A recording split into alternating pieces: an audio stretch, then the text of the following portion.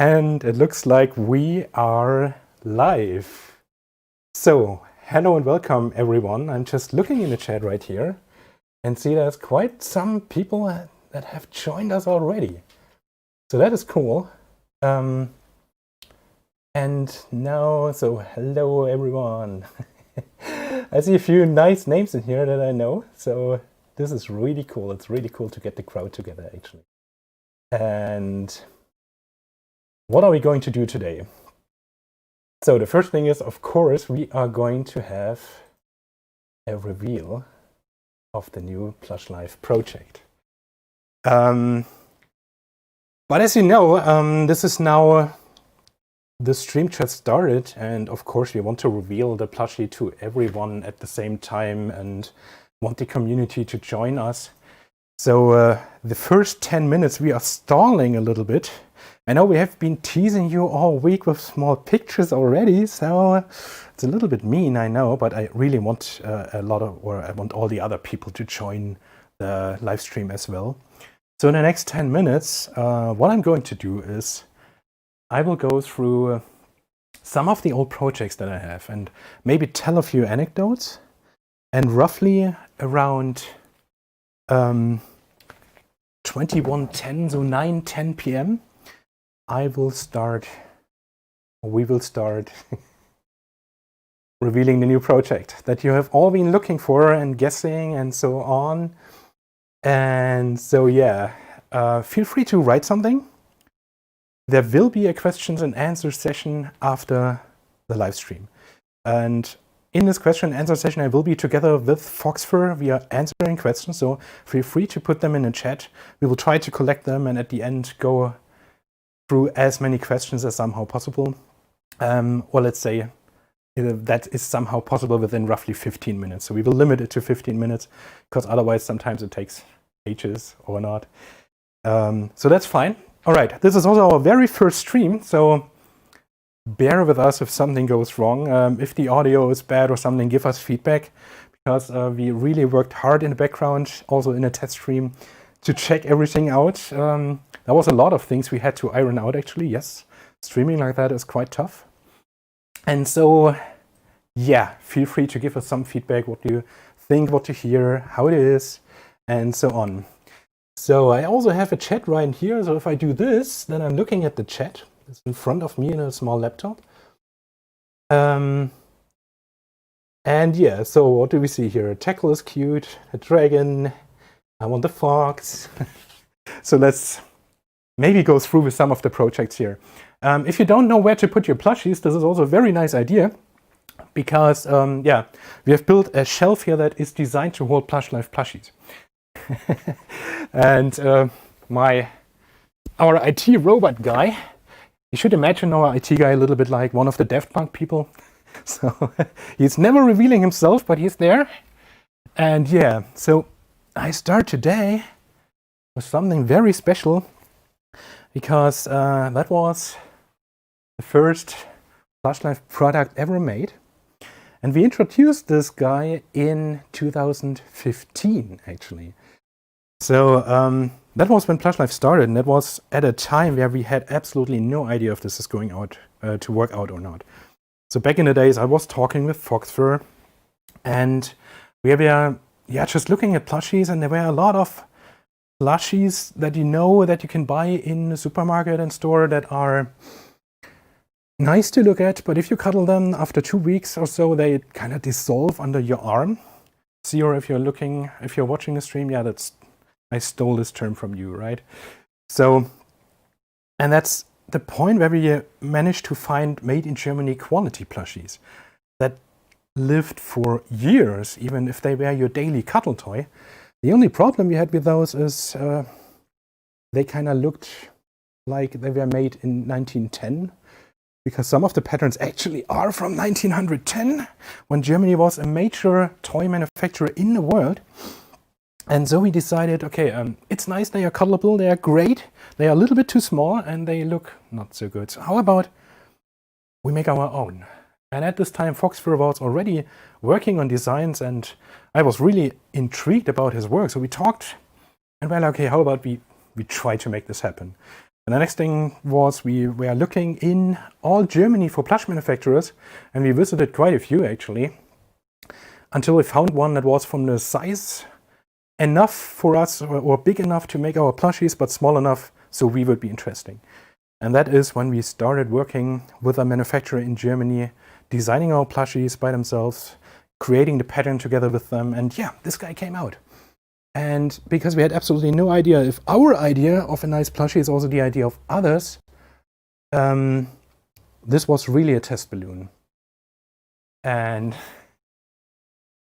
with this test balloon, the entire thing started. We brought him to Eurofriends, and yeah, the result was very, very good, very high. The people were actually really looking into our plushies.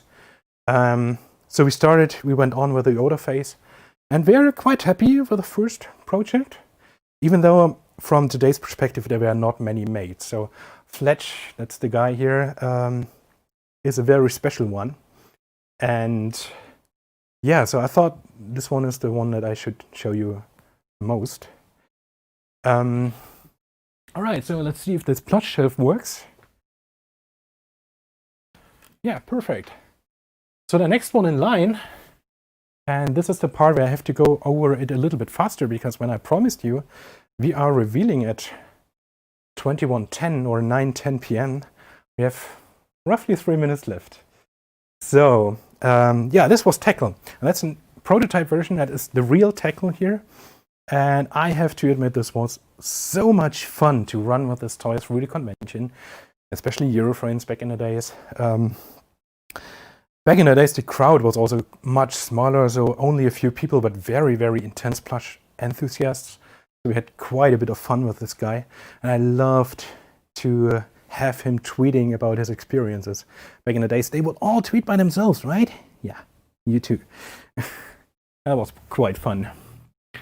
So, the time is running, so I have to run as well. The next one was the Wixen, and this was probably the toy that we got really, really known in the community. Because yeah, if you look at Robin Hood, the animated movie, yeah, they look quite a bit similar. I think that was one of the big reasons. But yeah, this really got us known, and back in the days, this was the first toy where people started to understand, yeah, they are expensive, but they are tremendous quality. And we keep to our promise. You buy, you get it delivered. So yeah, that was our Vixen. And we are at 2 minutes. So the next in line was an experiment that was quite tough, because we started to come up with a snow leopard. And that's the one behind me. I'm not dismantling this part here. That's an improvised kind of shelf. The snap was actually really, really, really hard to make. We had like 7 prototypes made back in the days because of all the prints, the sublimination print that doesn't wash out anymore. But we had to design the pattern work in a way that they would fit in the printer of the printing shop. So that was tough. That was really tough. And yeah, afterwards came the Husky. And that was another fun project. It's probably the one that really got people excited. That was also the one where we visited Furry Week in Atlanta and Biggest Little FurCon last year with. So that was actually quite a bit of fun. You show him there right at the end of the order phase. And yeah, so I share a lot of great experiences with this guy. It actually fit in a flight case. That works. That is possible if you use vacuum bags. And yes, you can do that. And yeah, afterwards, the CrossFox. You know this already. The last ones are still in shipping. And yeah, by that, the clock is actually quite ticking. No, I talked about the Husky. Okay. Yeah. There's a voice in the off, so whenever I look in this direction and we start talking, it's probably not with you, but with my voice in the off, but he's also watching the chat. So that's very good. But I think when I'm looking at the clock here, it's 9 p.m. in 10 minutes. That's what I promised you. And that means it's time to reveal our new project, isn't it? We have been teasing you the entire week. Some of you have been guessing. To be honest, it was a lot of fun watching you guessing. And so with no further ado, here is the new PlushLife project.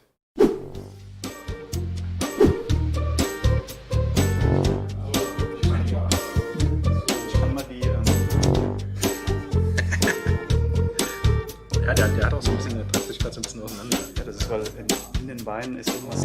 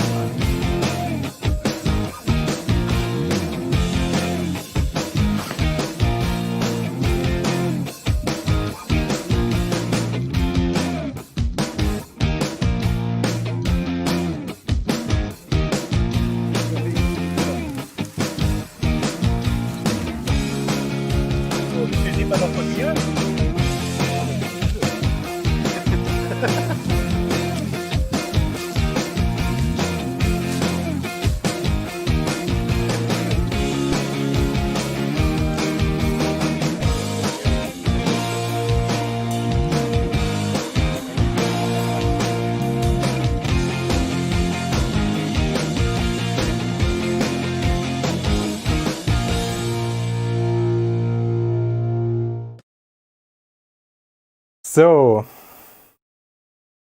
what do you think? All right, some of you have been guessing, a lot of you have been guessing that it woos. Based on that, we are actually through a lot of penalty right now with all the things considered. And yeah, so you're right, or the most of you who have been guessing are right. Our new PlushLife project will be Evolve. It is named Leshy. And I have him here. That's the guy from the shoot. That's the guy that has been waiting, and that's the guy that we had to keep secret for way too long. So I'm so happy that I can post pictures of my living room again. So yeah, I see a lot of nice comments here already. So I think you are liking him. That's good. Next, what I'm going to do, or what is the lineup for today? I will go with you through all the features that you have been seen in the video. Okay, so explaining the toy a little bit, going through the details. I have made some notes here because my head is sometimes made of fluff as well. After that, I have Foxfur for you, who will go through the design process. So the question, how do you get from the idea, okay, let's make Evolve, to having him here on the table and being able to show him to you like that? That's the next big thing. After that comes a little surprise that has to do with our current situation and a question, how can we actually work with a plushie that you need to experience when there's no cons to experience it with? And after that, it's the Q&A session. So that's roughly our lineup for now. And so let's go through the details of the Wolf. Let's interact with him a little bit so that you can just see him and be, ruling about him, maybe. All right, so what do we have here? The standard stuff that you know already. Designed in Denmark because Foxfur is living there. That's his home country, that's his nationality. It is made in Germany, of course, like always. So some of the people are rumoring that we are making our toys in China. That's not correct. These toys are actually soon in Germany, 2 hours from my place. There's a factory that has over 120 years of experience in plush and doll making. And that's the one that we picked for this. And we have been partnering with them a lot lately. And they're actually very amazing at doing that stuff.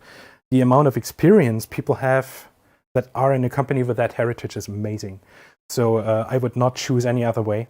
And keep in mind, we are a spare time project. Every one of us, everyone that contributes to PlushLife is having a full-time job next to it. So, and I'm dealing a lot with Asia in my normal job. I don't need to do that in my hobby. So far for this. About the fur. As you know already with the fur, we are looking for something that's durable because they are made for daily cuddling. So they are also washable, which is very important because after a while, when you cuddle a toy like that, or when you cuddle a plush like that, you have to wash them. So washability is a great feature that these plushies need to have. And of course, when you want to cuddle them, you want them to feel nice. So this is not only a plush that is there to look nice, it's also there to feel nice. And if you go over the plush, we over the time picked fur that is more and more feeling natural. And so at the beginning we would have a different fur for the short details. It was not perfectly white, it was a little bit pale. And that felt a little bit rough to us, so that we changed it, even though this one is much harder to model and get correct. But we changed it simply because this one feels so much better. And this plush feels soft all over. And yeah, you have to try this for yourself to actually understand what this means. But it's a very great thing. Let's talk about a little bit more about the shape. And the shape is, some of you guessed that already, and that was pretty amazing by seeing an ear. So respect for that. But the shape is very similar to the Husky, and in another way it's not. And that's very interesting. I mean, we have gone for the classic shape because we think that a wolf will just suit in this shape best. So this is like the best idea that we had. But since a wolf usually has a much flatter curve on the back, the entire toy or the entire plush is different to the Husky. There's also no curly tail. So you have like one line. And if you're spooning next to the toy at night, this gives you a perfect, nice shape where you could lay against. And that's something that I experienced when I tried my private one first, and that's absolutely amazing. It's a very different feeling from the Husky, actually, which I found very surprising.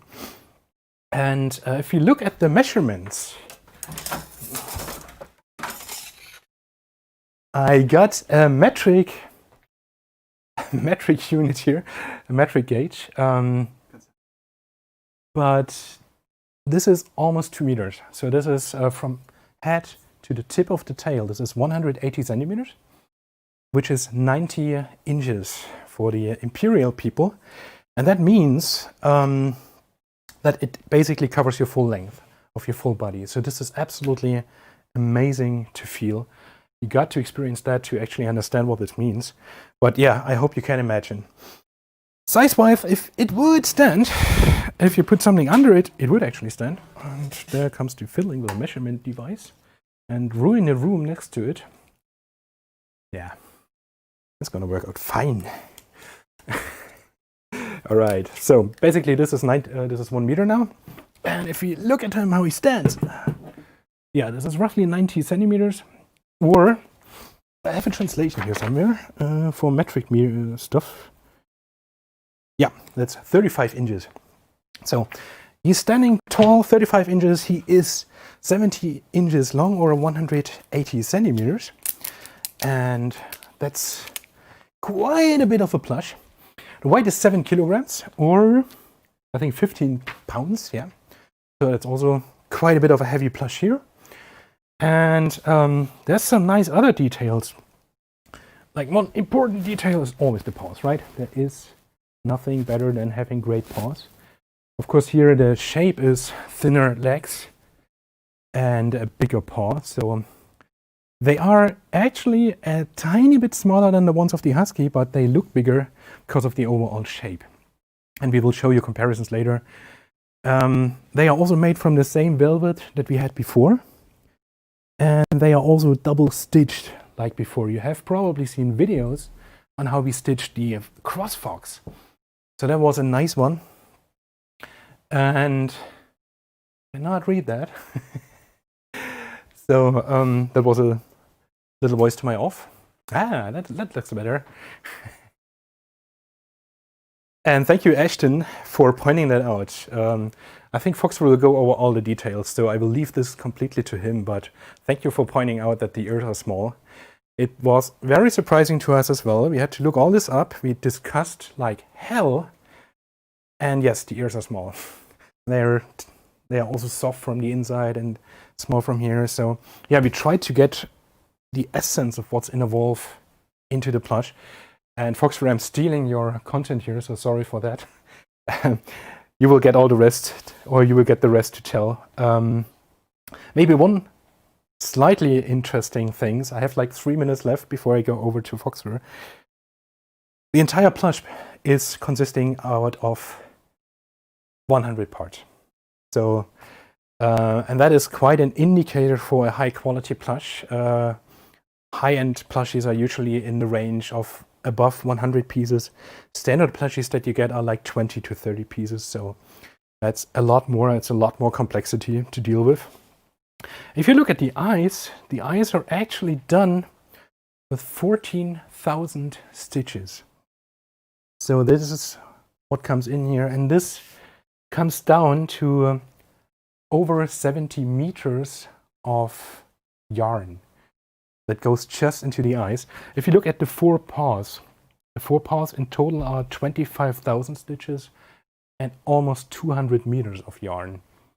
And that is quite a bit. So this should be roughly translating to 55 yards for the eye and 150, 160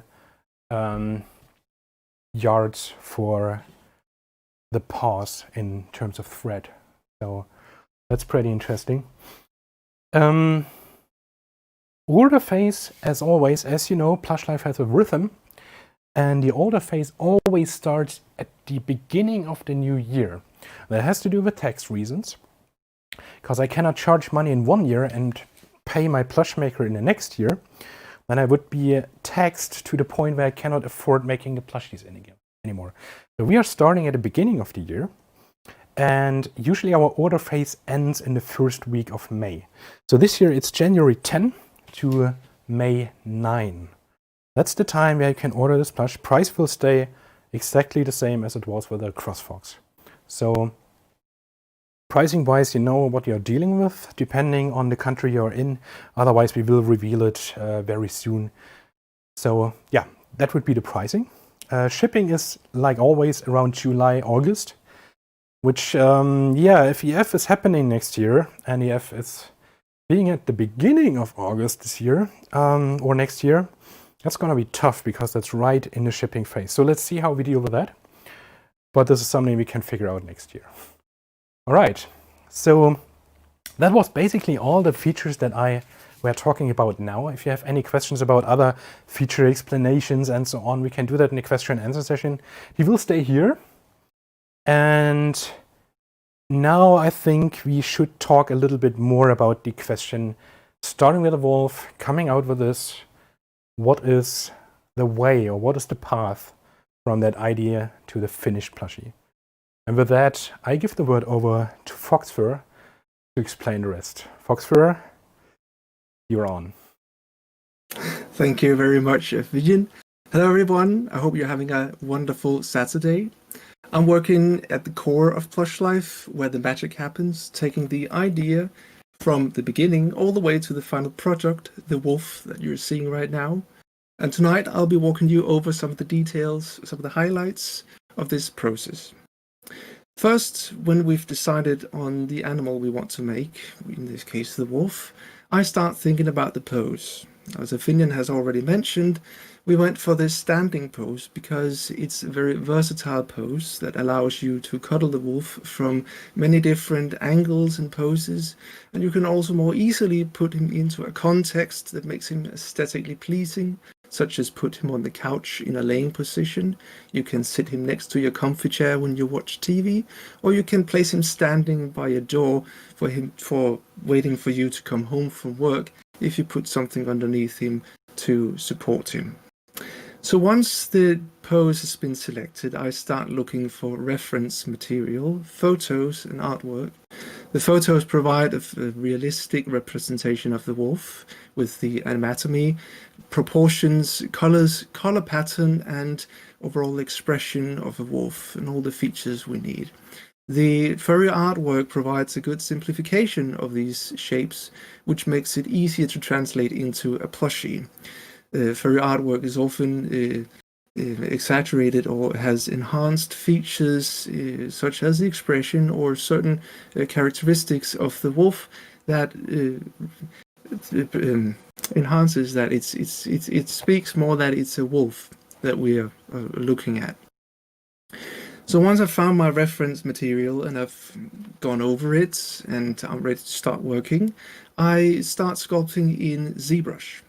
And for those of you who don't know what ZBrush is, it's a 3D sculpting and painting software that allows you to sculpt the 3D model swiftly and also colorize it with textures. It is mainly used for concept art and character design. And I have ZBrush running here on my other monitor, and I'll give you a very quick show of what that is here. Switching over. So here we have the wolf as the final model. The first thing I do is I start, since we already made the husky in a standing pose, I start out with the existing model I made for the husky because it's very close to what we need, but I change up many of the features, such as the overall length of the body, the density of the body, such as the legs. We have the tall standing head, which makes him look proud. We have the curly tail and relatively somewhat short muzzle. So I start beating this into the shape I need using these brushes I have. I have a nice move tool with which I can quickly change everything about it.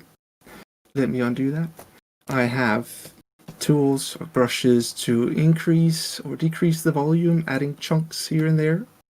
So as you can see, I can very quickly change the shape of the wolf. I can make hills everywhere and valleys, and I have a very wide range of brushes available to do this job. So once I got the shape right, I can start to colorize him. And as you already saw on the wolf, I have chosen this color pattern. The way I choose that is, first of all, I ask our manufacturer, we need fur within this color spectrum, something wolfish. They sent me a bunch of samples, and I go over those samples and pick the ones I find that are most suitable for the wolf project.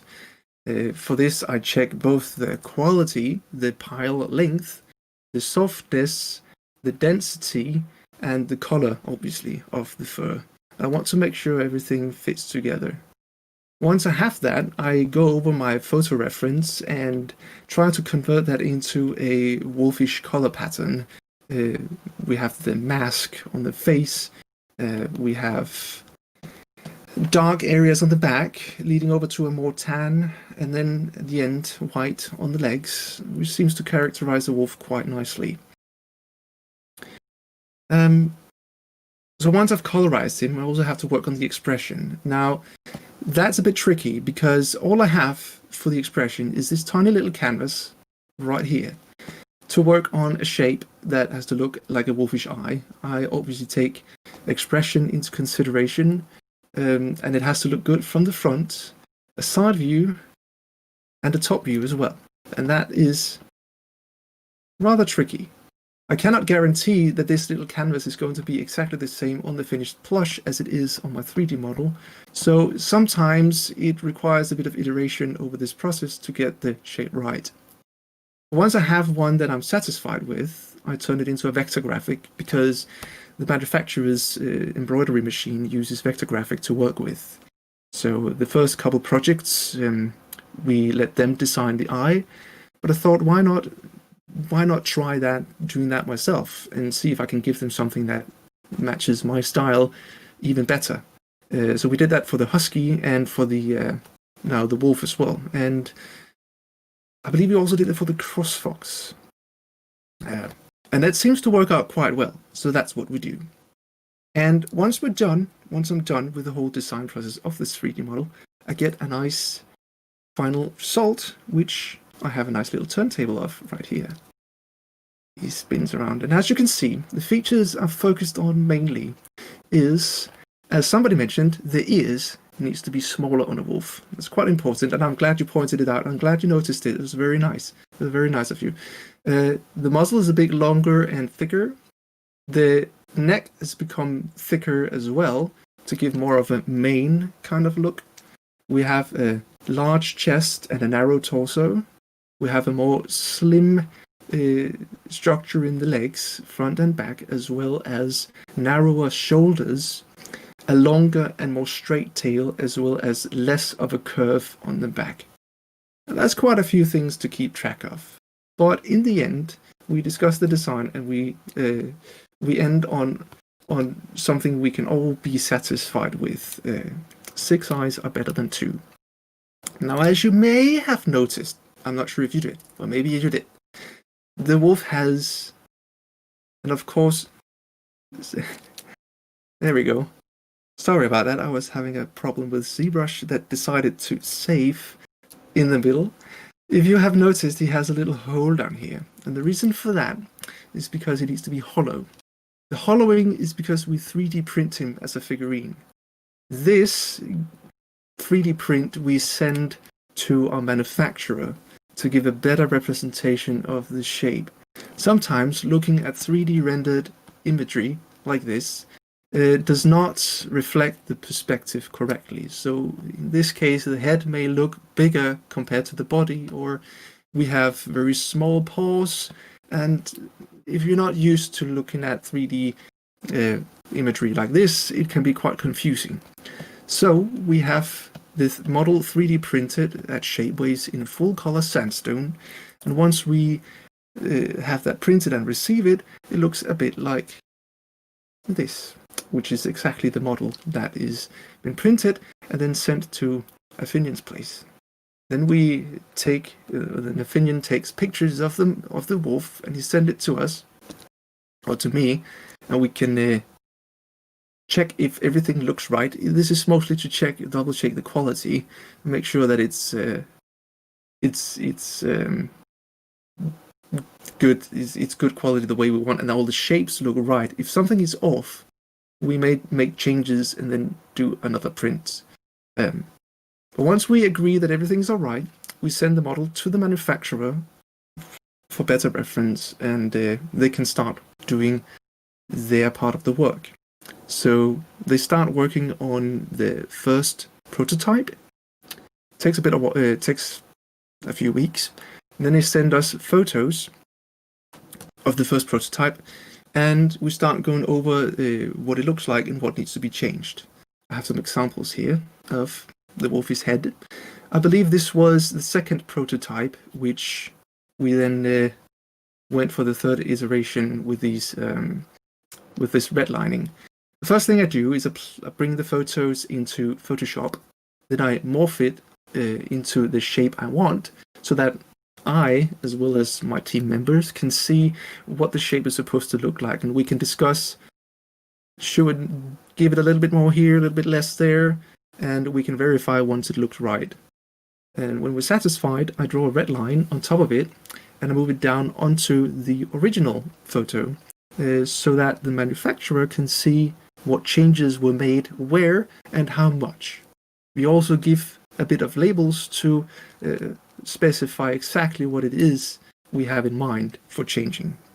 This is the head picture. Here we have a full body picture, which, as you can see, there's quite a few things to change. Lift up the butt a little bit, the tail base. Widen the torso a little bit more definition on the knee, a little bit more definition on the shoulder as well as lowering the elbow. There's some changes on the head as well. And we do like to go into detail, as you can see here. Even these tiny little, the top on these, the toes, as you can see to the right, is a little bit too sharp. So we tell them, can you please lower them a little bit? And I am honestly very satisfied and very impressed with what they can deliver and the level of detail that they can work with in a plush. I take my hat off for them. That's very nice. Here we have an example of the paws that were a little bit too wide. So I make a picture on the left of what I would like it to look like, redline it, and on the right you can see the indication as to what it should look like. So once we are all satisfied with the redlining and the changes, we send the photos back to the manufacturer, and they go over the process once again and make another prototype. We usually land at around 3 to 5 prototypes, which is pretty good. Sometimes we've needed more, such as with the snow leopard. I think we ended on 7 prototypes. That's a bit too much because each and every prototype we have to pay a certain amount for. So the more prototypes, the more money we have to spend on it. But with the wolf, I believe the 4th prototype is the final one. And during this phase of them working on the prototypes, we discuss the name we want for the public wolf that you will be seeing at conventions and on Twitter. And the name is landed on Leshy. And once we're happy with the prototype, the name, everything, I have a label created. I create a label, send it to them, which they incorporate into the plush, and the plush is finished and ready to show off. And that is around the time when we are at this particular point, revealing the plush to you guys. So that about sums up the design process. There's a lot of steps involved, lots of detailed work, so these are mostly the highlights. But I hope you found it interesting and that you learned something from it. Now, I believe Aphinion has a bit more to tell you, so I'll send you back to him. So the word is yours again, Aphinion. Thank you, Foxfur. That was an amazing presentation. It was very interesting because we have prepared for this live stream. We had a very interesting test stream yesterday, which I thought would be a general rehearsal, but it was basically just fiddling around with the text so everything works. So I have never seen a presentation of Foxfur before, and actually it was quite amazing. I really liked it. I hope you did as well and got a little bit of an idea what we have to do in the background to actually get it right. There is a few questions as well to that point. Maybe I go over one right now. The rest we can actually do later on. So about the 3D figurines, let's talk about that later on in the Q&A session. When it comes to the other things, do you see all the iterations in person or just later? Now, that's a little bit tough because Foxfur lives in Denmark. We are living here. And at the first iterations, it usually is enough to see the pictures because the changes we have to make are so broad that it's actually quite okay to work with the pictures. At some point, we actually have to see them real life. So we discuss about all over these details, visit the plush manufacturer, often together. This year we had to do it like digitally. So what we did is we just sent the plushie here. Back in the days when this plushie was done, Corona was still in full effect. And there's quite some old people in that company already. So we were also quite afraid of them or afraid of actually infecting them. This would be bad. And so we just sent the plushie here and then went over the details. I put my camera on 50 millimeters, so it would be exactly what the eye is seeing, to grasp all the details, talk about over it a little bit more. But you can imagine this is quite some hard work. Even if you see the plushie live, there's one thing of seeing that it's off, and there's another thing of knowing why it is off.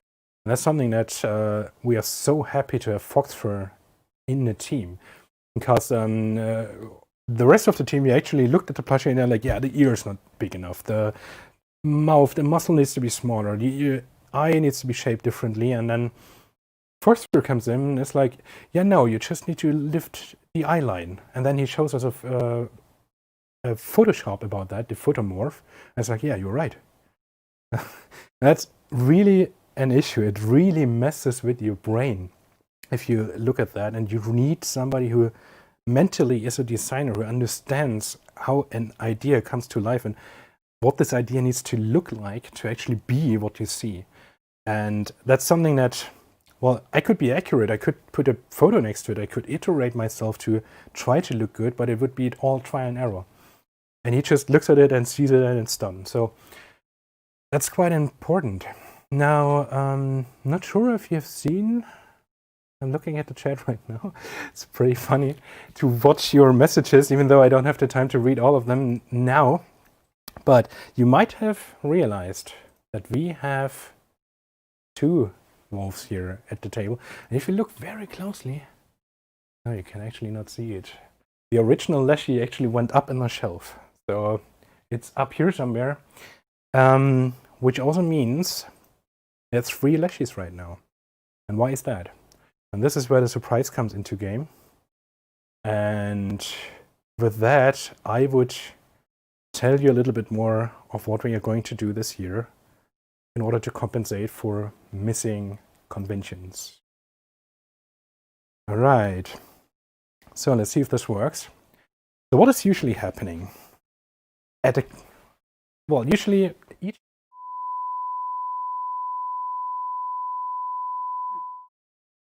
Usually each year, yes.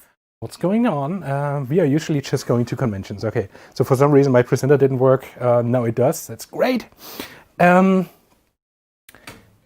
we are going to conventions. We bring our plushies to conventions. They roam the conventions, start cuddling people. We make pictures of fursuiters cuddling them. We make more pictures of fursuiters cuddling all our plushies, and then tweet about it and send all the pictures out in the world, or have others share these pictures actually themselves. And that's a lot of fun to do. Since the snow leopard, we also have a professional photographer on board that snapshots, and he is absolutely amazing in doing these plushies. And so we are just checking some technology in the background, but no, I see, no, it looks fine. Yeah, okay, yeah. Cool. Can you still hear us? Maybe some people could give us a info in the chat.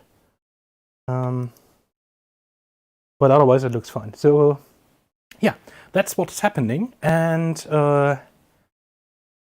yeah, what's going on this year? I need my presenter back. Yes, that's good. We knew there were going to be some fuck-ups. The first one was trying to get that wolf up in the shelf because that shelf fell apart. So during a time where Foxfur was doing its news, we actually had to repair the shelf first. Okay, now we are fiddling with this funny presentation here. Let's go back into it. What's the problem this year? The problem this year is, yeah, you know that con cancelled. Oh, biggest little fur con cancelled. Nordic FastCon, boo. And yeah, Atrocon put it just right with the picture. I mean, I don't tell you anything new.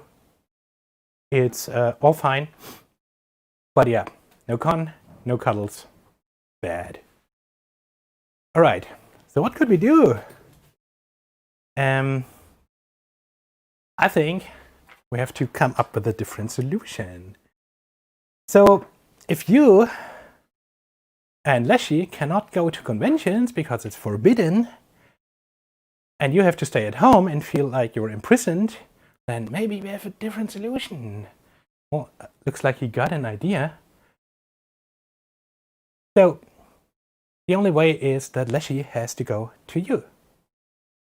And that is cool. And now you also don't feel like you're in a prison anymore because we can still do stuff, right?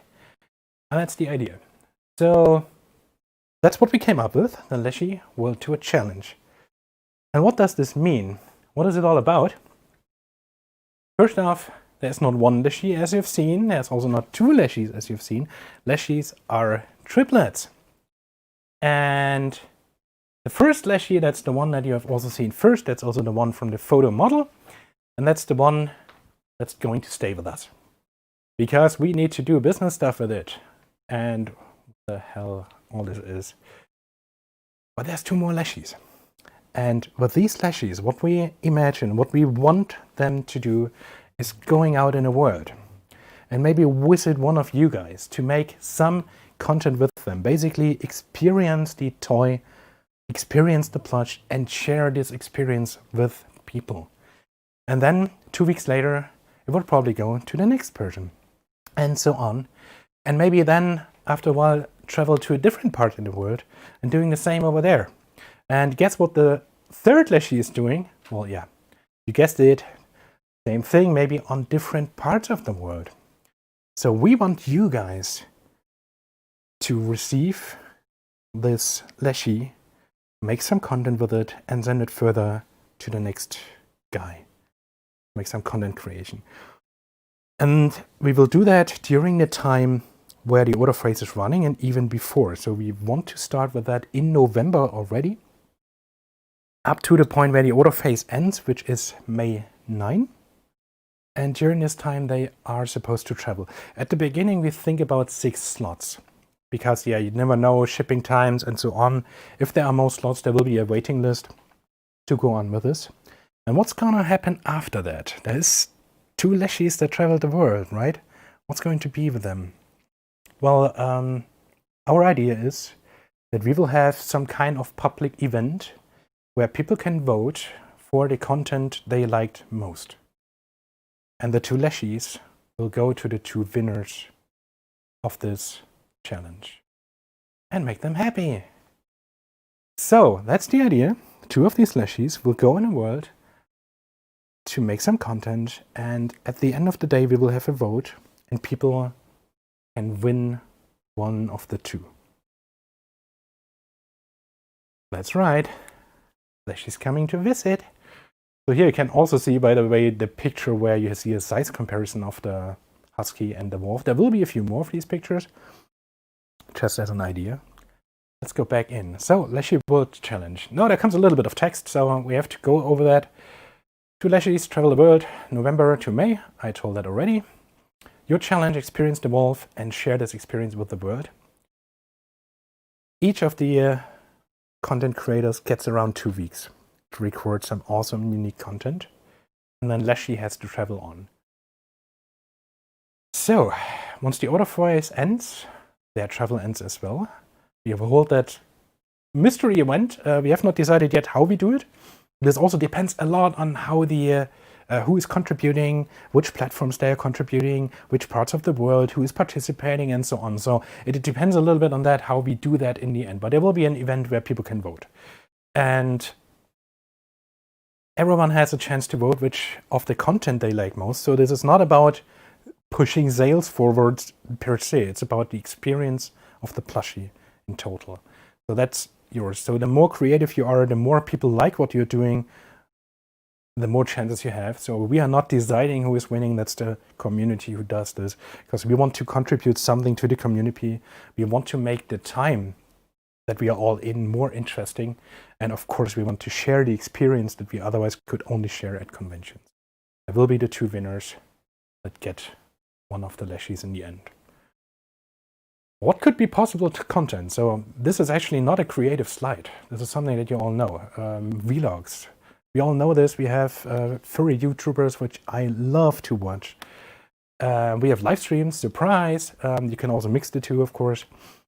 There's photo sessions. There's actually one guy that suggested to me, how about I get one of your plushies, make a professional photo event with normal people, or bring it through the city and watch people react. That's actually a cool idea.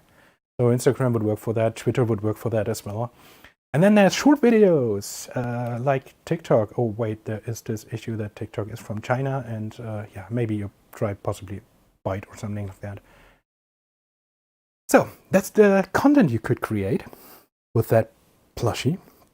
And yeah, there's some stuff that you need to be aware of if you want to participate. First off, Leshy will stay with you for 2 weeks max. You have to be able to make content within these 2 weeks. You also have to be able to receive and send a huge package out, because that's gonna be happening. Yeah, within this time you get the time to record your content. So yeah, it needs to be you need to be able to not wait months for it to happen. You need to do it now. That's gonna be the hardest part of all. After the 2 weeks, you have to pack him back and send him to the next guy, which all means you have to part with him again, and that's gonna be hard. Yeah, content please stays PG rated, okay? We don't care what you do with a plushie. We are totally fine once you board it is yours, but what you share on our public channel is PG. Whatever you do with a plushie, it needs to remain in mint condition, okay? The others after you want to have a perfectly fine toy, and the winners, of course, want to have a perfectly fine plushie as well. So sorry guys, no Mythbusters here, okay? All right, how to apply. That's probably the most interesting part of all. You're gonna know how to actually get to the point of participating. We are open for applications till October 31, so that's roughly 5 weeks from now. Write an email to info@plushlife.eu. That's our website, that's our email. And if you're really nice to us, please put a subject in that tells us this is an application. It makes it easier to sort through afterwards. LWTC means Leshy World Tour Challenge, okay? Say application, say your nickname, makes it easier to find you back. Tell us who you are, what you do, where you live. It's important where you live because we have to plan a tour for them later on. So I'm getting into logistics now. That's going to be fun. We would, of course, love to know what content you are doing, what style you have. We will be picking a little bit here. Of course, it needs to fit the way that we are presenting the plushie. It needs to fit the way that we want it. And tell us what ideas you have with Leshy. So what do you want to do with him? And of course, we also need to know a little bit the time frames where you would have the 2 weeks. Because I understand that from November to May, some of you will have times where they are busy, where they are not able to do their stuff. So please tell us what are the times that you're ready. That helps us doing tour planning. And that helps us picking the right people to actually get the tour done. What are we going to do in the background? Of course, we pick the participants based on the location, content, time, and so on. That's something we have to do, of course. We are gonna tell you if you've been picked and which time slots would be available for you, or if you selected one, which one it is. Once you agree to participate, we will have a Telegram channel, plan everything in detail over there. I mean, there will be a nice plan at the beginning with 2 weeks of shipping, 2 weeks of recording, and then there will be the reality that will be messed up completely. So we will have to adapt during this time. You will have to be a little bit flexible. We will probably reroute the toy to somebody who was in a list after you just because you don't have time now and the other one has, so on and so on. There will be some organization, some discussion about that. First off, we plan with 6 slots each.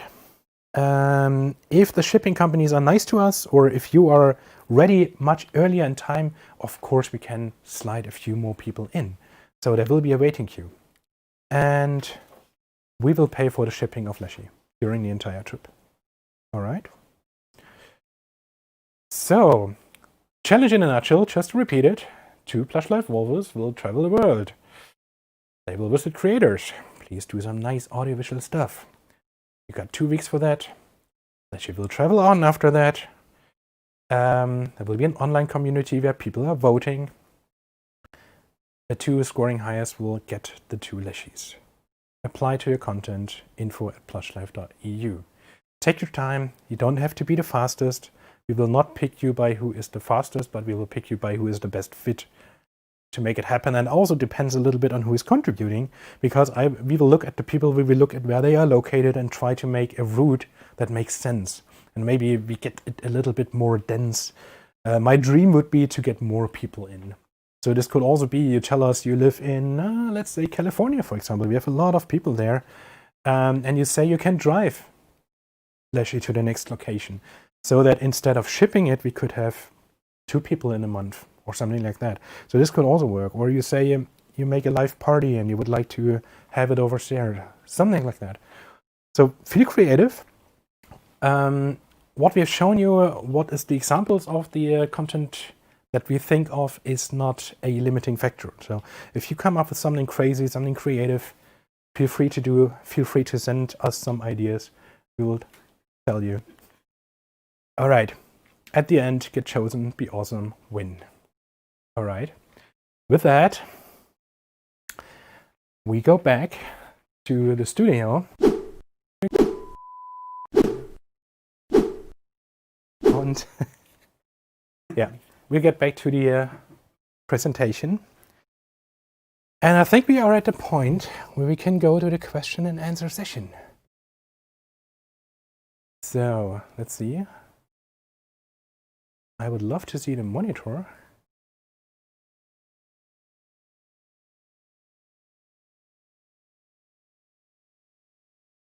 So perfect. Oh yeah, there's maybe one more thing before. We had a lot of new people joining. We had a lot of people who were not there at the beginning. Do we all want to watch the video again of Leshy's? Because that is probably something that we could do before. And just watch the video again.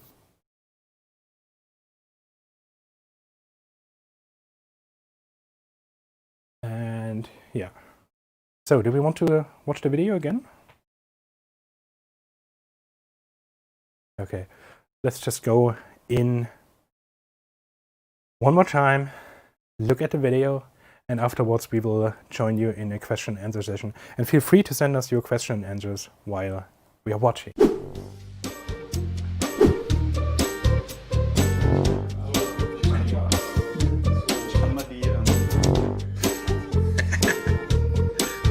Ja, der hat auch so ein bisschen, der treibt sich gerade so ein bisschen auseinander. Ja, das ist, weil in den Beinen ist irgendwas.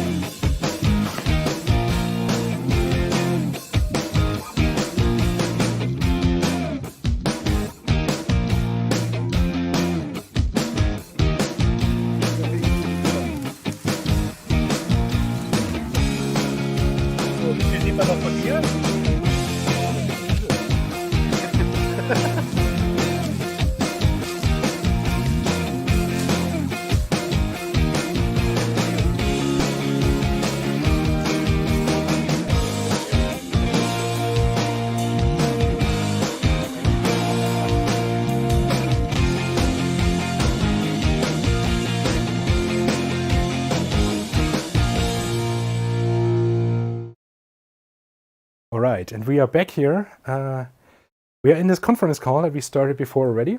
So, Foxfur, you're on. I have my headphones on so I can actually hear what's going on and what Foxfur talks. And we do a little bit of question and answer session. So, I have the questions here. So is it possible to get the 3D print? That's actually what we got a lot during the time that you folks were presenting.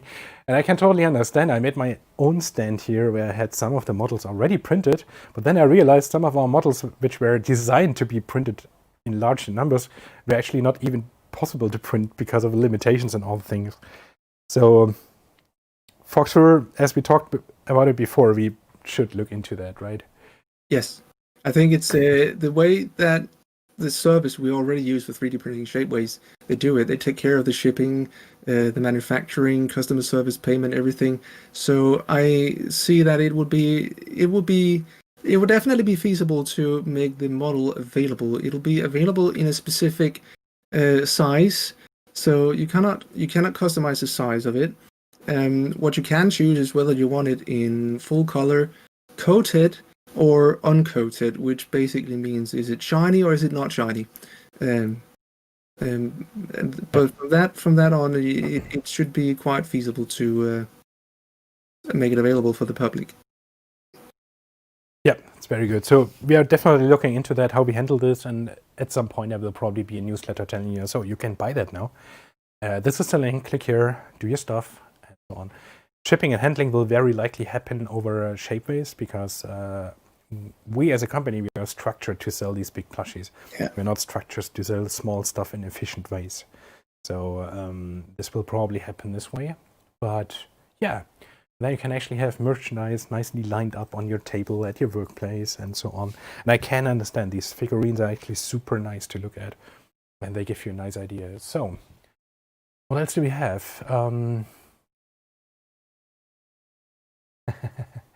Someone just joined and wants to know how much they are. The information will be ready on the website tonight. We will put the website on live and we will have a price range written on there. Can you get the older plushies or only the current ones? That's a question we get very often. That's a question that I have an FAQ already for. It's also something we look at for the website. PlushLife is a company that runs one project per year. That's also all we can do in a spare time manner. So stock keeping and everything else is basically locked to a lot of financials and capital that goes into it.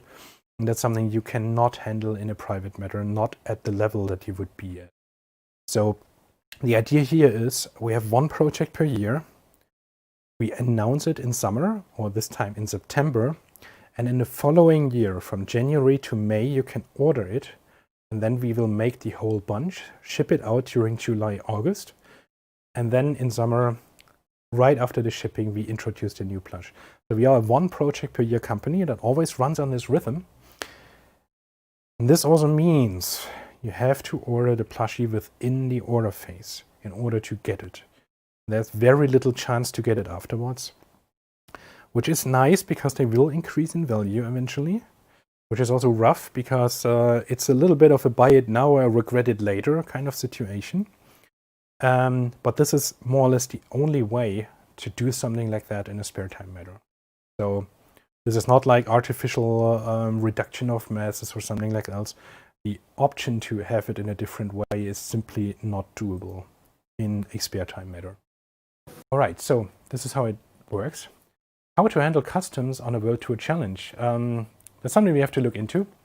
And that also depends a little bit on the World Tour planning. If like your country has customs, but then there are like 10 people who would love to do content one after another, or they even live close enough to share their slots and do something like that, then it could work. If you are like in a country in the middle of nowhere, like Antarctica or something, and then there's high customs on it, and the shipping over there will take half a year, and then there's customs, and then shipping back will take half a year, there's a good chance that contribution might not be possible in this one case. Okay, so this is something that we have to look into. Next question. Can I get a double size like I did with the Husky?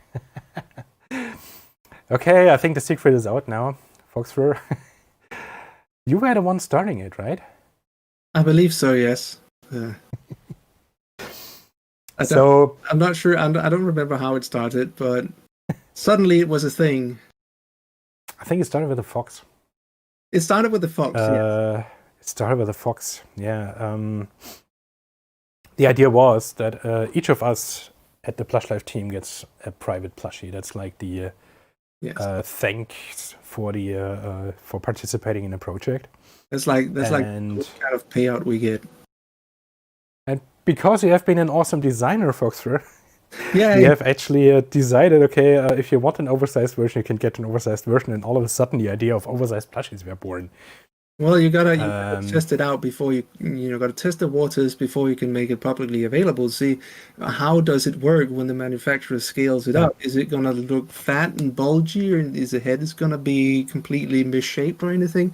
So I've also heard people wanting a smaller one, which I believe is easier to do, but I'm not sure. We'll have to discuss eventually what we can do about this if we want to do anything about it. Yeah.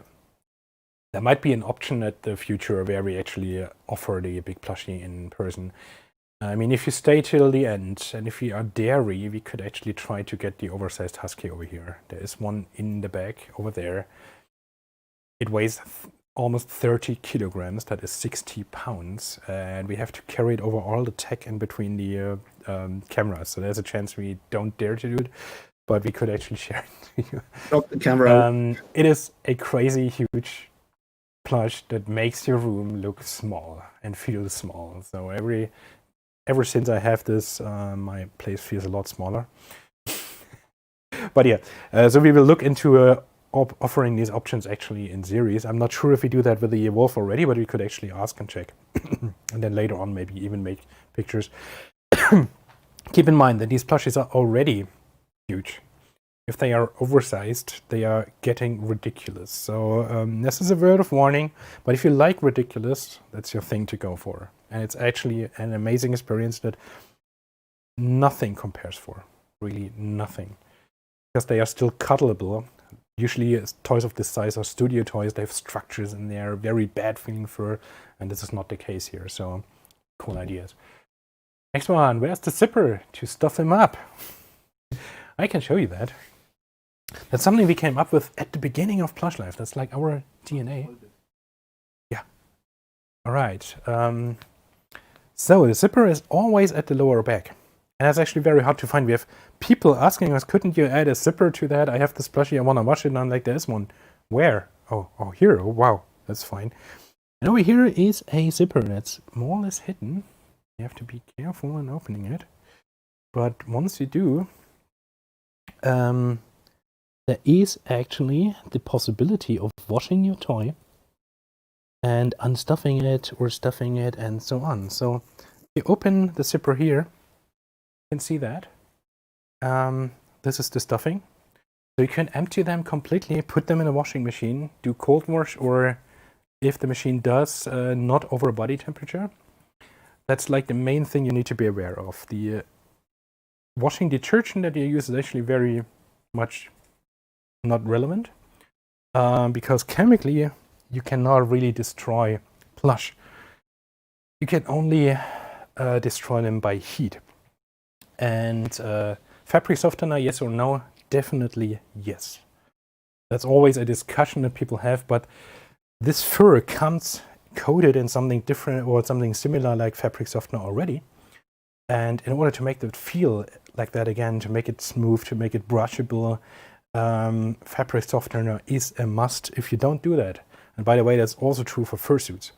If you don't put fabric softener on, after a while, the friction of rubbing the fur against something to brush it and so on turns the fur pale and makes it feel wiry, a little bit rough, and so on. So yes, 30 degrees or less in Celsius, by the way, Fahrenheit, just something below body temperature.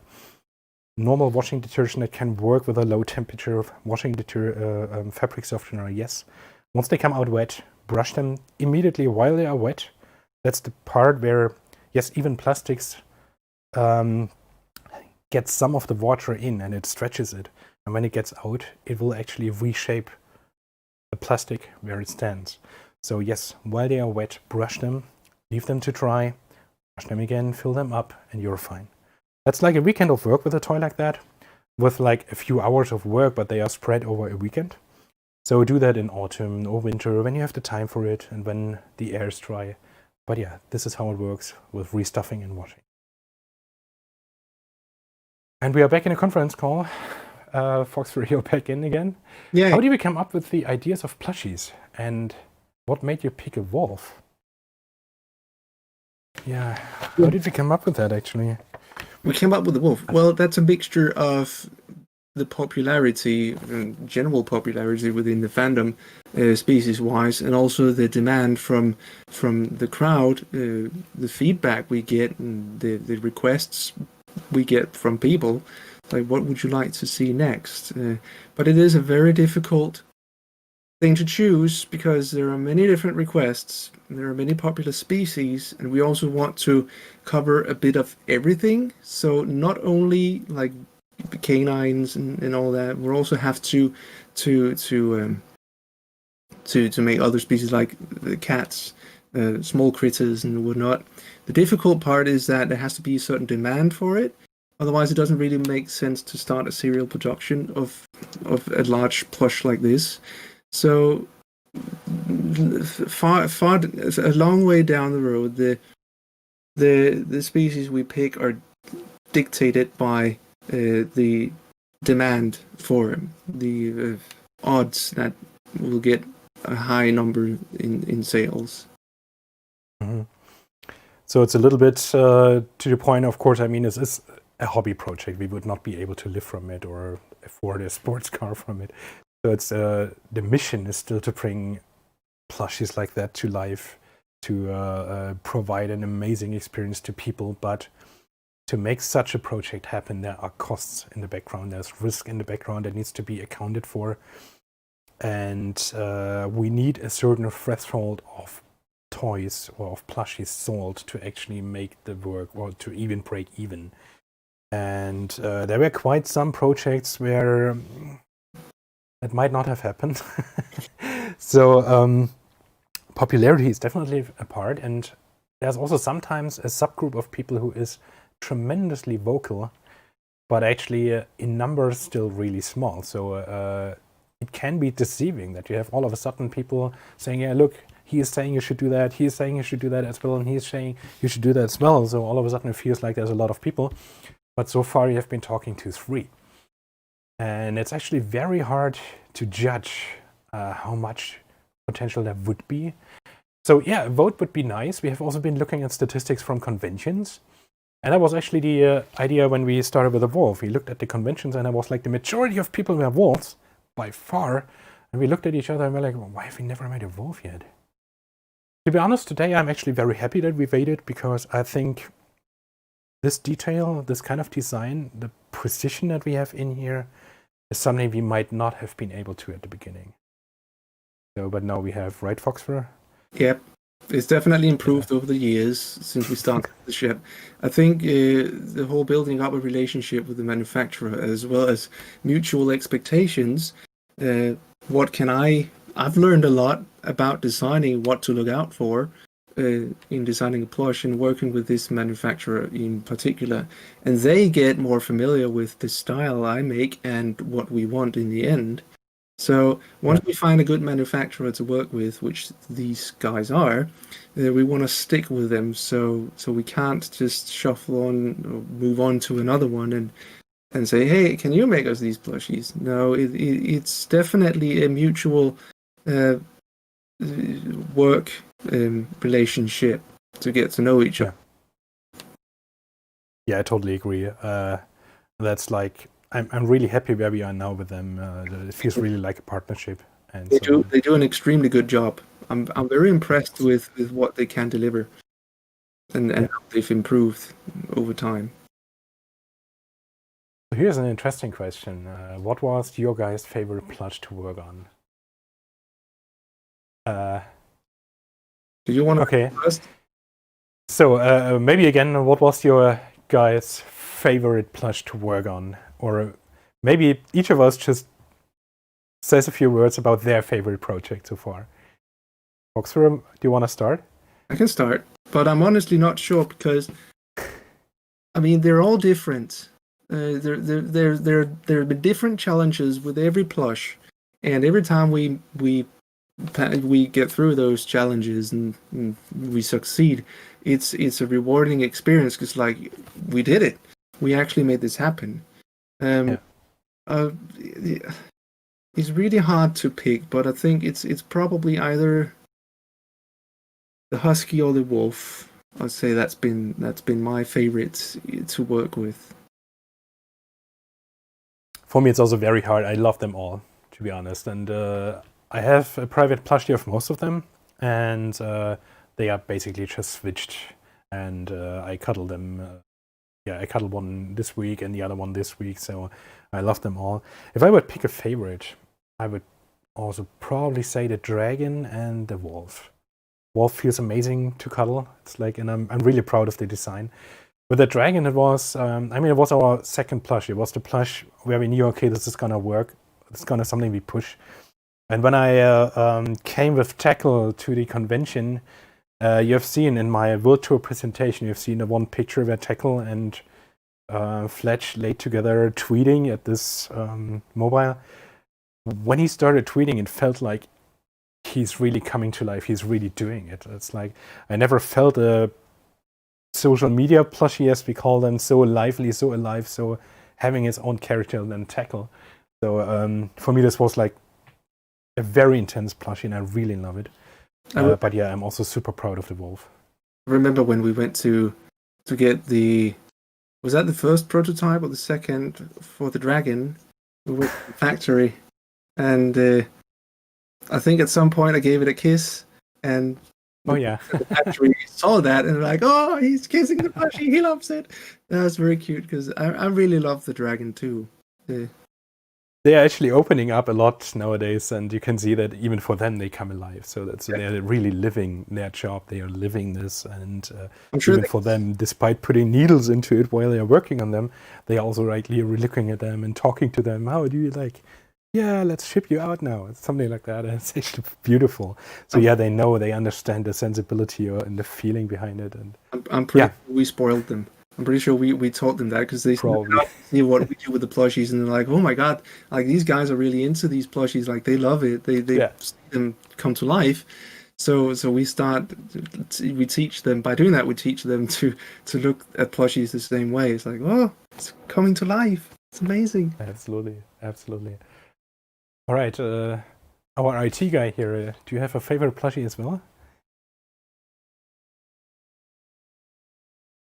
So you're really neutral and like them all?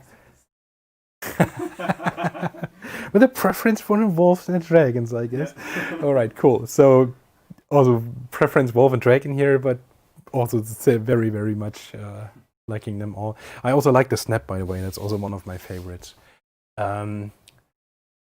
Asked all the time, but did you ever want to redo a plush and sell the plush? That's actually something that we get a lot. Do we redo a plushie? We have done a re-project with the Crossfords, basically, which is the same initial shape. It's not the same pattern, but it's the same shape. And I think we probably would have done it in the original shape even, if it was possible. Like Foxfur, when we remember last year, I think we talked about that. And well, one of the problems we faced with the original Fox was that the fur was unavailable because it was it's out of production, and we got some of the last of it. I remember. Yeah, that was horrible. Holy shit! I think we had cancellation, which allowed us to actually produce the number of Foxes that we needed to make. So that was crazy. Close call. And I got like a half a yard of fur fabric from the factory. That was all that was left of it, and they couldn't get any more. It's like, okay. Indeed. So that was the fur here, which actually looks like the fox fur. Sorry, fox fur. It looks like me, yeah. Indeed. That actually looks really foxy, and we picked it because it was so amazing. It feels like actual fur. It looked like actual fur, and it really was great to work with. We picked it, we made the plushies, and back in the days, the project we did before was the dragons, and nobody really expected this to be so successful. And then at some point, where the orders were all in, the manufacturer told us, okay, look, there's actually a limited number of fur that we can buy from this one, and so you could do a maximum of this number of foxes. I'm like, okay, that's not cool, because that's not our business model. We are not limiting orders; we are limiting order time. And it was like I was really sleeping badly. It's like, okay, what do we do now? I cannot stop people from ordering now. That's just what we should have done. So, and so I was like, okay, I'm risking it. We are just getting the orders in and telling the manufacturer, okay, look, deal with it, or we do troubleshooting afterwards. Yeah. And we got it down to exactly what Foxfur said, to like half a yard that was left of that stuff. So there's like, we could have made maybe 1 or 2 foxes more if we would have been really, really nice. They also started to be really tight, to not have any cutovers that were not absolutely needed and stuff like that. And we got it down to the point where we used all of this up. But yeah, this is not available anymore. And this is why we said, okay, we want to make the fox again, but there's simply no way of getting it back to what it looked before. So let's make it new. There's a chance that in the future we make a different approach and just redo a project, but there's also a chance to say, okay, let's make something like the Husky again, but give it some different colors. So I think that's something that we decide when it's time to decide. Yeah. For the plushies. Yeah. All right, I would say give it 10 more minutes, then we are at 90 minutes. We have a few more questions, and we still have a lot of watchers actually left. Like there's 80 people still in a watchers group. So let's go through a few more questions. How big is the box toys being shipped in? It's the maximum that is allowed by DHL in Germany. First off, the plush will always be shipped stuffed. So we do not ship unstuffed. We have done this with a shepherd, and we realized stuffing is actually a little bit like modeling your plush. And you need to know how it's supposed to look to actually model it right. Otherwise, there is a chance of you stuffing it in a way that looks all quirk. And because of that, and because we realized this is actually much tougher than we thought it would be, we decided to go for stuffed only. And the box that comes in is huge. It's 120 centimeters by 60 by 60 centimeters, which in inch is something that I need to translate in. So I have no idea what this is in inch right now, but you can go to Google and say 60 centimeters in inch, and it will tell you exactly the number, okay? So if you're located in America, if you want to do imperial, then yeah, that's your stuff. But it's a box like this size and this height and this length, and this makes it actually a huge box. So you have to have a car like that, or you just unwrap it directly and pick it up.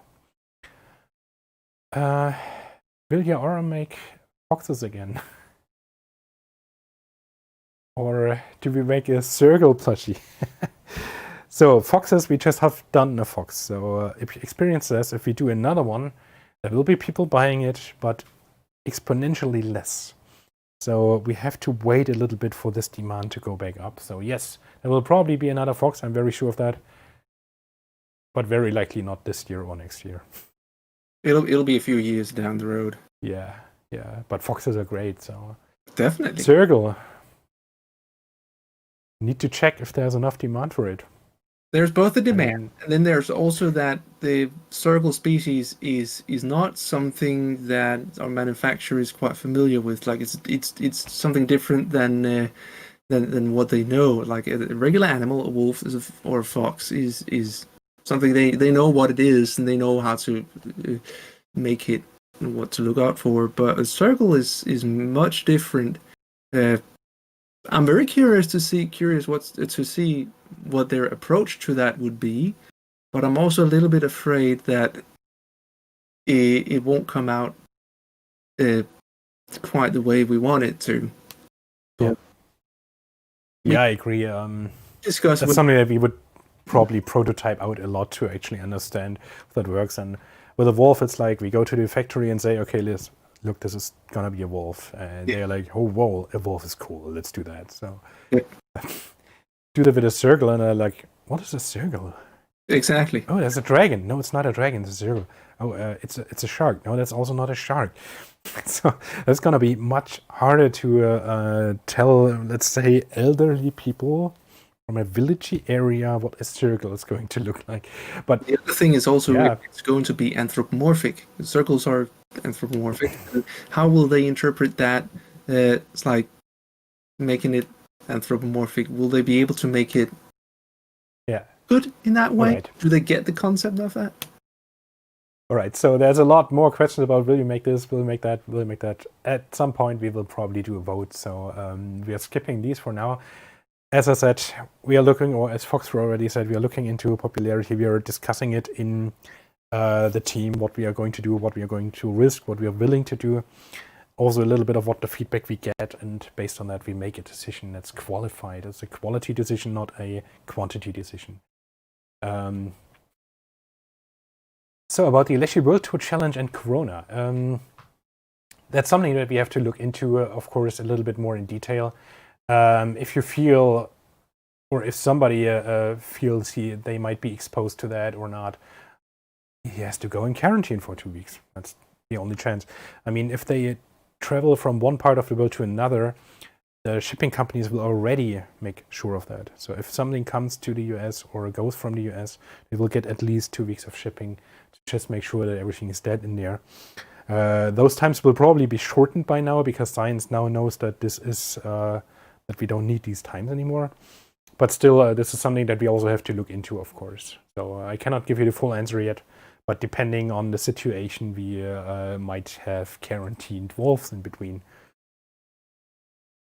Fabric softener. Can you rejuvenate a toy that's already feeling rough? Try it out. Depends on the state of the toy. Maybe it just feels rough because the fabric softener is missing. Then by re-adding it, the toy is fine. So it's just basically covering it in silicone oil. That's what a fabric softener does. Yeah. Species question again. How about making replicas of inflatables? That's one idea. It's a cool idea, actually, when we say, probably, I mean, I know you, Whaler Ace. So I know that you have replica plushies already of Intex whales, for example. This could work. But I would say in this case, maybe we partner with one of the inflatable makers and make a real custom character into a plush. But even then, it will probably be a redesign to get the same idea and convert it into a plushie, but also get the full plushie out, not just make an inflatable that has plush fabric instead of vinyl around.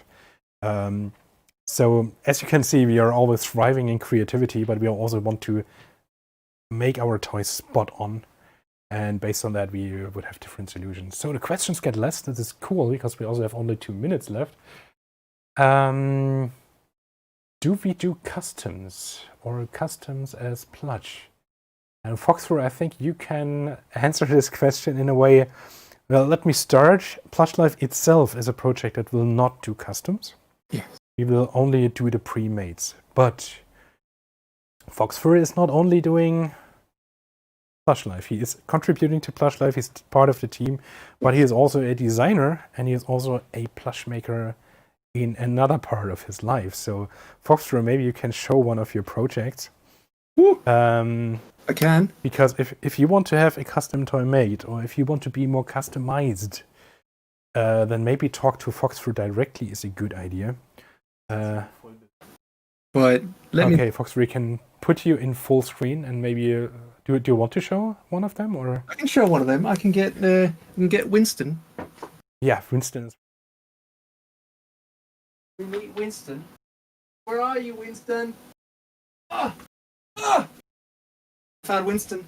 This Winston. And many of you know him from Twitter and from some conventions because I've brought him with me. The whole idea behind Winston was to get a plushie that was large enough to give a good cuddle, but still would allow you to bring him onto an airplane for traveling, make him a little bit easy to carry. Which I've done. There are pictures of it, and sometimes the flight crew is a little bit uncertain about it, but usually they swoon over how cute he is, and then they're like, "Oh yeah, you're fine. You can just bring it along." So nobody has said no so far, thank God, because I wouldn't know what to do with him while I'm standing at the gate, and they're like, "No, you can't bring that one."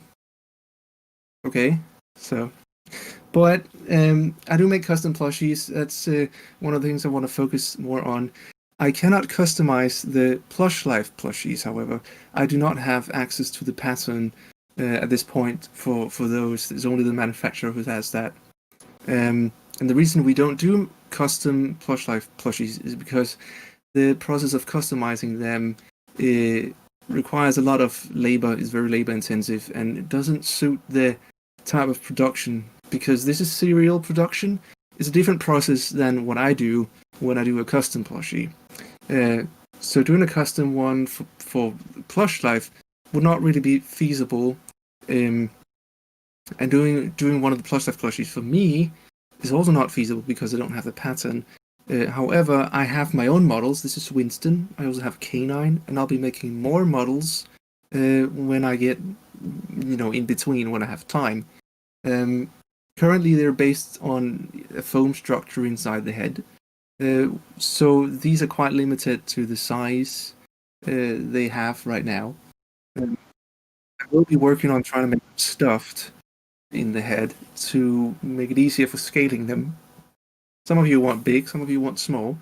So if you want a custom plush, I can provide you with one based on the models I have available. Again, that is to keep the costs low, because making a pattern for a custom plush completely from scratch is a lot of work. It takes quite a while. So that would make it crazy expensive. This seems to be a better way of doing that. So if you're interested in knowing more, you can contact me via Twitter at FurryFoxfur, and I'll give you some more information on them. This is mainly PlushLife related, so I won't give too many details about it here. We can do that some other day. Yeah. All right, Foxfur, thank you very much for this detail. Also, thank you very much for all the explanation. And you put it quite right. There is different ways of making a plush. There's like hand sewing it or sewing it at home, making the custom approach. Yes. And then there's also the series approach here. And the series approach here takes half a year. In talk with the manufacturer and so on, it's a lot of details and the processes behind that you need to actually handle a larger number of people. Also makes you kind of unable to handle different custom approaches, because that all of a sudden increases the workload exponentially to the point where it makes no sense anymore. And if we would handle a custom plush like that, it would take us half a year to make that, and that PlushLife already occupies all our spare time. I've been doing 65-hour weeks the last 3 months to get this ready, so there's no way of adding a complexity to that for just having one plushie sold.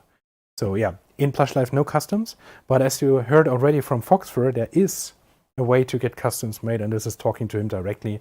He makes them by himself as well in a way that he can actually model them, remodel them, customize them with all possibilities, and really also handle the communication in between.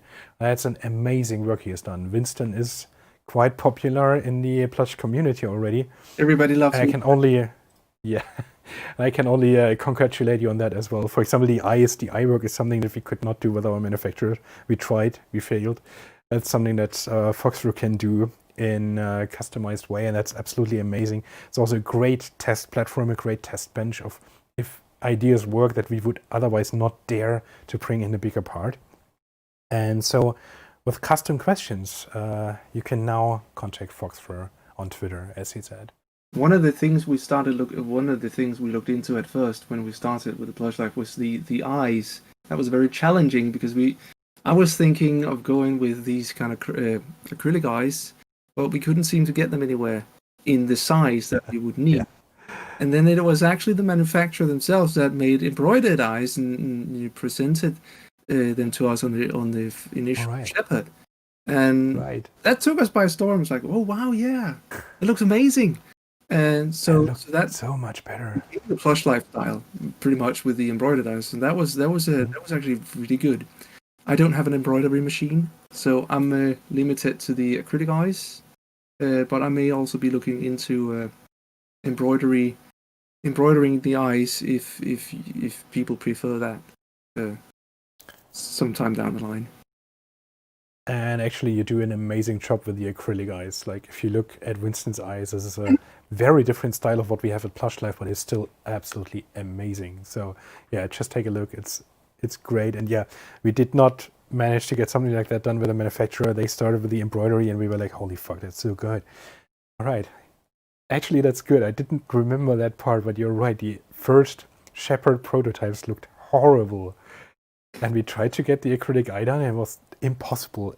Every try was horrible. And then they were like, okay, look, this is like the third time now. I don't think we get anywhere here.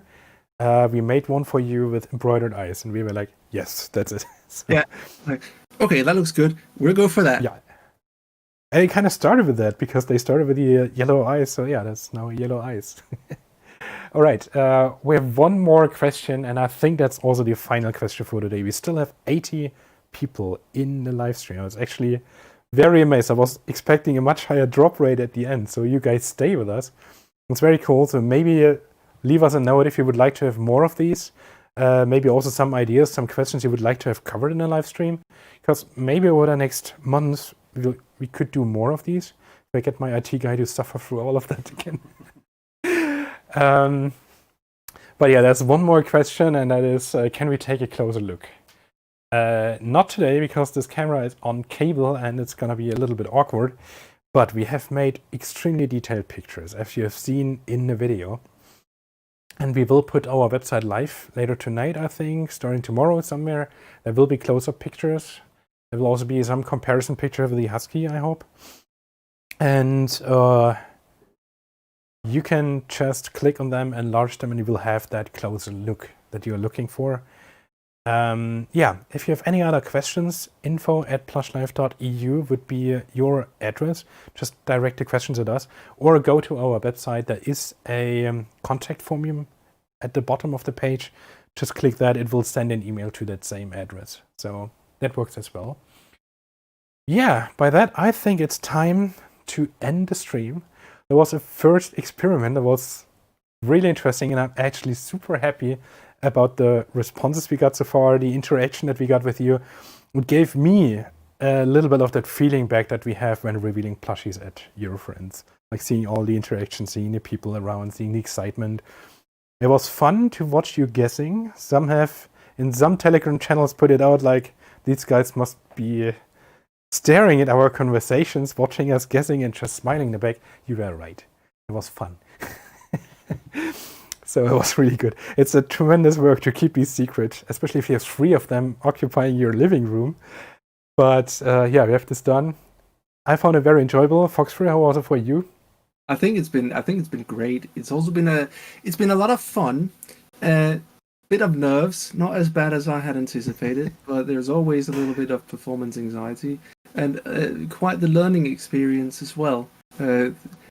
Getting all of this set up, figuring out how can I get a stream to you that you can put into your stream, put on YouTube. That was a bit tricky. But I think if we want to do more of these, we can look into a more professional and consistent setup. I think that would benefit us. But I think it's been fun, and I'd like to do more of these streams in the future if you all would like to see them. Yeah, same goes definitely to me. Thank you for the hugs, Whaler Ace. I'm looking at the chat a little bit here. It's hard to follow it actually while you are hosting the event, but I must also admit it was a great experience. I was like dreaming for doing a stream like that, and this was a great opportunity to just do it like that. It was a great opportunity to get the team together, even if Foxfur is just here via remote connection. Yeah. But I'm happy that it actually worked out quite well, to be honest. So thank you all for our super secret IT guy who was doing all the tech in the back, and I'm so happy that he does, because that made the whole thing possible. If I would have to fiddle with the technology while standing here, no chance. I think that's very. So important. I think it's very important to point out the efforts that IT guy. He likes to stay quiet in the background, but he's really doing a lot to make both the stream and the website and all the communication through the emails possible.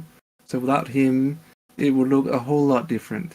It would be a lot more hectic, a lot more messy, I'm pretty sure, and half of it probably wouldn't work out. So a big thanks to Shaki for helping us, or for making all the media work. It's a very huge thing. Yeah, definitely. So thank you again as well. Really, really is fun, and it's great to have somebody in the back who actually knows how tech works and gets it done. I haven't even touched OBS once yet, and it still worked fine. All right, guys. We scratched the 90 minutes slightly by doing a little bit of soft talking, but thanks again. By that, we wish you a good night. Have some cuddly dreams. Make your mind up about a Leshy World Tour.